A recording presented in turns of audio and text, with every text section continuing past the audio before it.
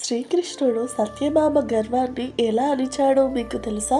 శ్రీకృష్ణుడి 8 మంది భార్యలలో రెండవ భార్య పేరు సత్యభామ.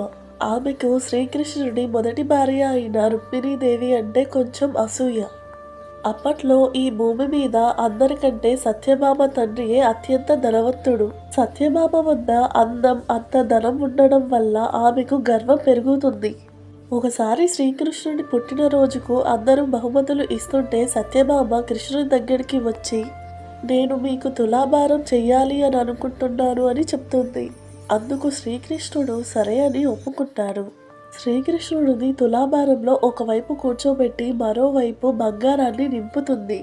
ఒకసారి బంగారాన్ని వేయగానే కృష్ణుడు కొంచెం పైకి లేస్తాడు. అప్పుడు ఆమె నవ్వుతూ, ఇంకా కొంచెం బంగారం వేయండి చాలు అని అంటుంది.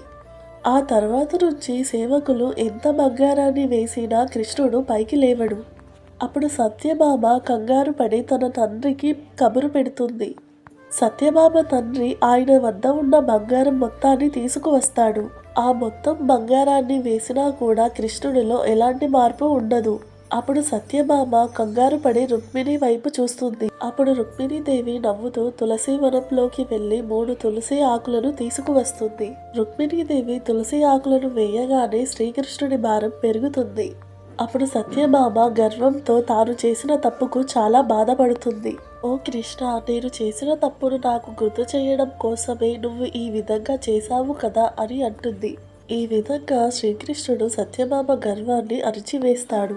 కనుక ఇన్ఫర్మేషన్ నచ్చినట్లయితే లైక్ చేసి సబ్స్క్రైబ్ చేసుకోండి.